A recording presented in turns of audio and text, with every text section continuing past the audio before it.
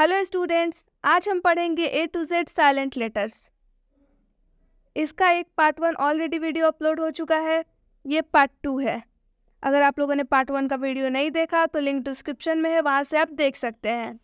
Part 1 में हम लोगों ने आपको समझाया कि ए कहाँ पर साइलेंट होता है, इसके क्या रूल्स होते हैं, बी कहाँ पर साइलेंट होता है, इसके क्या रूल्स होते हैं, बी कहाँ पर साइलेंट होता है, इसके क्या रूल्स होते हैं, सी के क्या रूल्स होते हैं, डी जब साइलेंट होता है तो उसके क्या रूल्स होते हैं। आज हम आगे पढ़ने वाले हैं ई साइलेंट। जब ई साइलेंट होता है तो उसके कौन कौन से रूल्स होते हैं। यदि ई अंत में आए तो ई साइलेंट होता है। इसका मतलब हुआ कि किसी भी वर्ड में अगर ई अंत में आए यानी कि लास्ट में आए तो उसमें ई साइलेंट होगा, चाहे वो कोई भी वर्ड हो। किसी भी वर्ड में लास्ट में ई अगर आ रहा है तो हम उस ई को नहीं पढ़ेंगे क्योंकि वो ई साइलेंट होगा।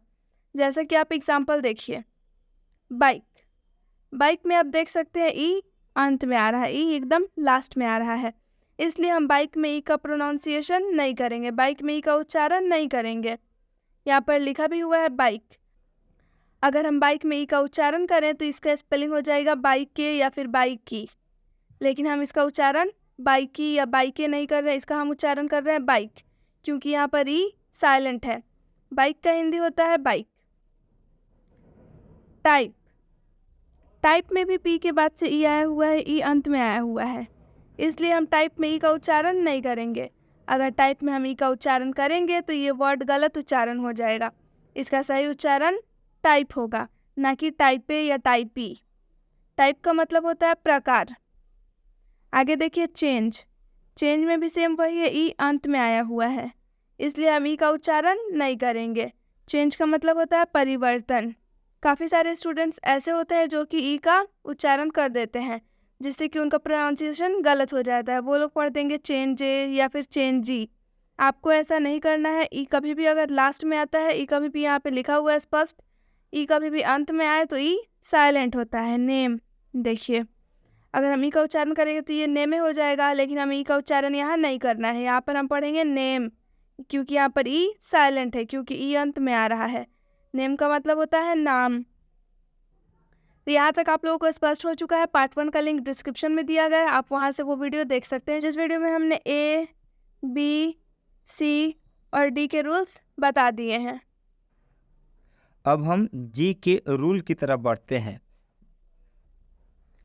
जी साइलेंट मतलब ये कि आज हम आपकी इस वीडियो में बताएंगे कि जी कब साइलेंट होता है। इससे पहले हम आपको बता दें कि अभी आपने ए, बी, सी, डी, ई इन सब के साइलेंट, ए कब साइलेंट होता है, बी कब साइलेंट होता है, सी कब साइलेंट होता है, डी कब साइलेंट होता है, ई कब साइलेंट होता है, ये सब कुछ आपको बता दिया गया है। लेकिन एक और बात हम आपको बता दें, एफ साइलेंट नहीं होता है। एफ साइलेंट नहीं होता है, इसलिए इसका रूल नहीं है।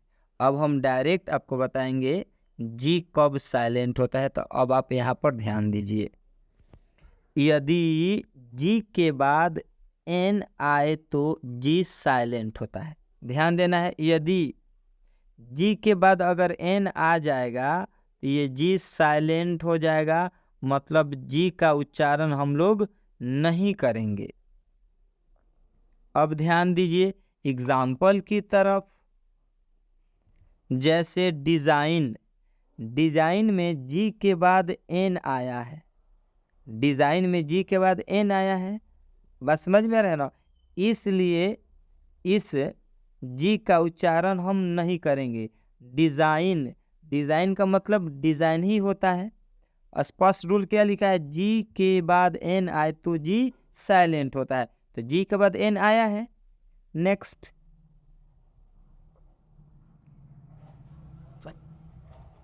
रिजाइन। रिजाइन, रिजाइन में भी जी के बाद एन आया है, मतलब जी का उच्चारण नहीं करना है, जी को हम लोग नहीं पढ़ेंगे। रिजाइन, रिजाइन का मतलब होता है इस्तीफा देना। कैंपेन, कैंपेन में भी जी के बाद एन आया है, मतलब इस एन का उच्चारण होगा, लेकिन इस जी का उच्चारण नहीं करेंगे। कैंपेन, कैंपेन का मतलब होता है अभियान। जैसे में फॉरेन, फॉरेन में भी देखिए जी के बाद एन आया है, इसलिए इस जी का उच्चारण नहीं करेंगे। फॉरेन का मतलब होता है विदेश। याद रख लीजिए इस जी का दूधू भत्ता है, मतलब जी नहीं पढ़ना है।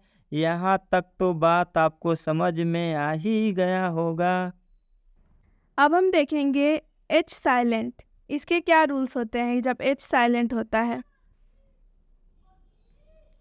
यदि एच के बाद ओ आए तो एच साइलेंट होता है। इसका मतलब हुआ कि किसी भी वर्ड में एच के बाद से अगर ओ आता है तो उसमें एच साइलेंट होगा। उस वर्ड में हम एच को नहीं पढ़ेंगे, चाहे वो कोई भी वर्ड हो। कोई भी वर्ड हो उसमें एच के बाद से ओ आएगा तो हम इस एच को नहीं पढ़ेंगे, इसका प्रोनाउंसिएशन नहीं करेंगे। आइए हम एग्जाम्पल के माध्यम से समझते हैं। जैसे कि ऑनर, काफ़ी सारे स्टूडेंट्स इसमें गलती करते हैं, इन सारे वर्ड्स में गलती करते हैं, सब में एच का प्रोनाउंसिएशन कर देते हैं, जिनकी वजह से उनका प्रोनाउंसिएशन गलत हो जाता है। लेकिन आपको ये गलती नहीं करनी है। एच के बाद से कभी भी अगर ओ आता है तो हम उस एच का उच्चारण नहीं करेंगे, इसे हम पढ़ेंगे ऑनर, जिसे हम हिंदी में कहते हैं सम्मान। एच के बाद से ओ आ रहा है, ऑनेस्ट।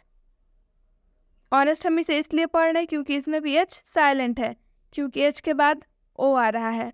ऑनेस्ट इसका मतलब होता है ईमानदार। देख सकते हैं आप, एच के बाद से ओ आ रहा है जिस भी वर्ड में, उसमें हम एच का प्रोनाउंसिएशन नहीं करेंगे। जैसा कि रूल में स्पष्ट लिखा हुआ, एच के बाद ओ आए तो एच साइलेंट होता है। इको, इको में भी एच के बाद से ओ आ रहा है, इसलिए हम इको में एच को साइलेंट करेंगे, इको में एच नहीं पढ़ेंगे। अगर इको में एच आप पढ़ते हैं बिल्कुल गलत उच्चारण हो जाएगा। इसे हम ईचो नहीं पढ़ेंगे, इसे हम इको पढ़ेंगे, क्योंकि इसमें एच साइलेंट होता है। इको का मतलब होता है गूंज। आवर, आर में भी हम एच नहीं पढ़ेंगे क्योंकि एच के बाद से ओ आ रहा है, इसलिए इसमें एच साइलेंट होता है। आर का मतलब होता है घंटा। अब हम आगे बढ़ते हैं। मतलब ये के कब साइलेंट होता है? के साइलेंट,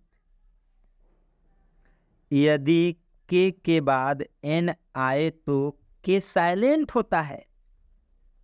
इस के बाद एन आएगा तो के साइलेंट हो जाएगा। मतलब ये इस के का उच्चारण नहीं करना है, इस के को नहीं पढ़ना है। मतलब नॉक, हम इसको के का उच्चारण नहीं कर रहे हैं, मतलब के पढ़ना ही नहीं है। बात समझ में रहे ना? नॉक, नॉक मतलब होता है दस्तक, मतलब खटखटाना। बात समझ में रहे ना? आप लोग तो चालाक हैं। नो, बचपन में हम लोग इसको पढ़ते थे कनो। बात समझ में रहे ना? तो अब हम इसको के नहीं पढ़ेंगे, इसलिए के बाद एन आएगा तो के का उच्चारण नहीं होगा। नो का मतलब होता है जानना। नीड, के बाद एन आया है, आप देख सकते हैं स्पष्ट, के बाद क्या आया है? एन आया है। और जब के बाद एन आएगा तो के साइलेंट हो जाएगा। मतलब आपके भाषा में कहें तो के का दूधू भत्ता है, तो इसका छोड़ देना है। नीड, नीड मतलब होता है गूंद। नाइफ, आपको मालूम है नाइफ का मतलब होता है चाकू। तो के बाद आप देख सकते हैं फिर एन आया है। जब भी के बाद एन आता है तो इसके का उच्चारण नहीं करना है। बात समझ में आ रहा है? एन से हम लोग पढ़ना शुरू करेंगे। नाइफ का मतलब होता है चाकू। यहाँ तक आपको बात समझ में आ गया होगा। यदि बात आपको समझ में आ रहा है तो आप वीडियो को खूब शेयर कीजिए और कमेंट भर भर के कीजिए। तो अब हम आगे पढ़ते हैं एल साइलेंट। मतलब कि एल कब कब साइलेंट होता है। यदि एल के बाद डी, एफ, के, एम आए तो एल साइलेंट होता है। बातों को ध्यान से सुनिए। यदि एल के बाद डी आए या फिर एफ आए, के आए या फिर एम आए, इन चारों में से कोई भी आए तो उसमें हम एल को नहीं पढ़ेंगे क्योंकि एल साइलेंट होता है। जैसे कि आप देख सकते हैं, चाहे वो कोई भी वर्ड हो उसमें एल हो, एल के बाद से डी या फिर एफ या फिर के या फिर एम, इन चारों में से कोई भी आए, या तो डी आए या तो एफ आए या तो के आए या तो एम आए, चारों में से कोई भी आए तो हम इस एल का उच्चारण नहीं करेंगे क्योंकि वहाँ पर एल साइलेंट हो जाएगा। आइए हम देखते हैं डी से पहले, यानी कि डी से पहले एल आता है तो वो कैसे साइलेंट होता है। कुड, देख सकते हैं आप लोग लिखा हुआ है कुड, कुड में एल के बाद से डी आ रहा है जैसा कि रूल में बताया गया था। एल के बाद डी आए तो एल साइलेंट होता है।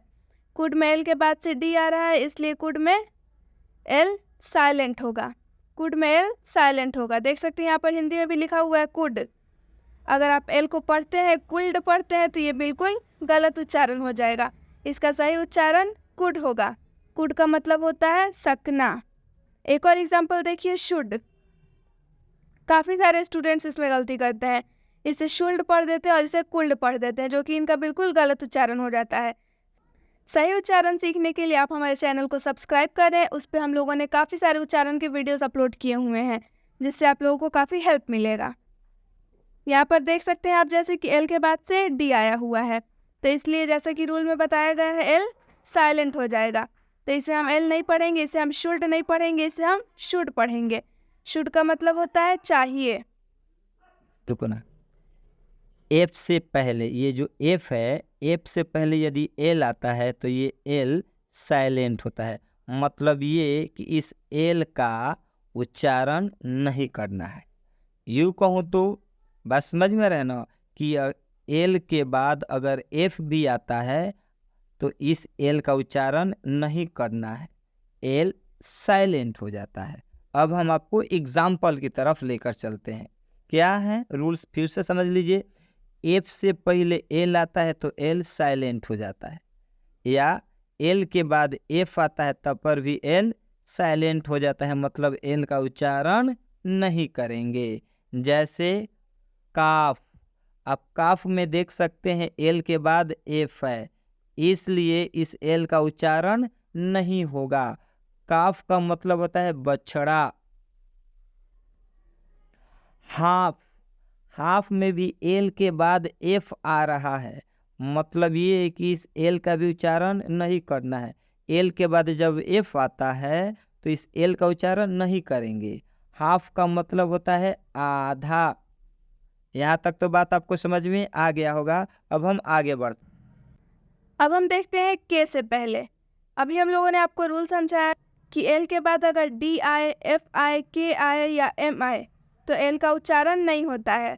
डी के बारे में तो आपने पढ़ लिया, एफ से पहले भी आपने पढ़ लिया, अब हम के से पहले पढ़ेंगे।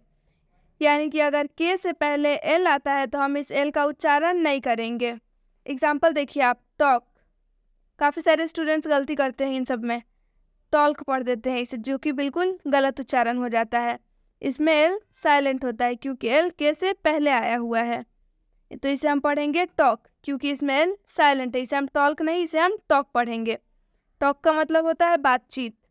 एक और एग्जाम्पल देखिए फॉक, इसे भी हम फॉल्क नहीं पढ़ेंगे क्योंकि इसमें भी एल साइलेंट है, क्योंकि एल के बाद से के आया हुआ है या फिर के से पहले एल आया हुआ है, दोनों एक ही बात है। फॉक, इसे हम फॉक पढ़ेंगे। फॉक का मतलब होता है लोक। एम से पहले यदि एल के बाद एम आए तो एल साइलेंट हो जाता है। एल के बाद एम आता है तो एल क्या हो जाता है, साइलेंट हो जाता है। मतलब ये इस एल का उच्चारण नहीं करना है, एल को नहीं पढ़ना है। क्यों नहीं पढ़ेंगे, क्योंकि इस एल का भी यहाँ पर दूधू बहता है। जैसे में काल्म नहीं पढ़ेंगे, हम इसको पढ़ेंगे काम। इसमें भी एल के बाद एम आया है इसलिए इस एल का उच्चारण हम नहीं करेंगे। काम, काम मतलब होता है शांत। काम का मतलब क्या होता है, काम का मतलब होता है शांत। आमंड, हम इसको आलमंड नहीं पढ़ेंगे, आमंड पढ़ेंगे। आमंड का मतलब होता है बादाम। इसमें भी आप देख सकते हैं एल के बाद एम आया है, और जब भी एल के बाद एम आएगा तो इस एल का उच्चारण नहीं करना है, एल साइलेंट हो जाएगा। तो इसका उच्चारण क्या होगा, आमंड। आमंड का मतलब होता है बादाम। यहाँ तक तो आपको समझ में आ गया होगा। वीडियो काफ़ी लंबा हो रहा है, इसलिए हम आगे के रूल्स आपको नेक्स्ट पार्ट में बताएंगे। अगर आपको हमारा वीडियो अच्छा लगा, इससे थोड़ी सी भी आपको नॉलेज मिली हो, तो आप हमारे वीडियो को लाइक करें, हमारे चैनल को सब्सक्राइब करें और इस वीडियो को अपने दोस्तों में शेयर करें। And thank you for watching the video.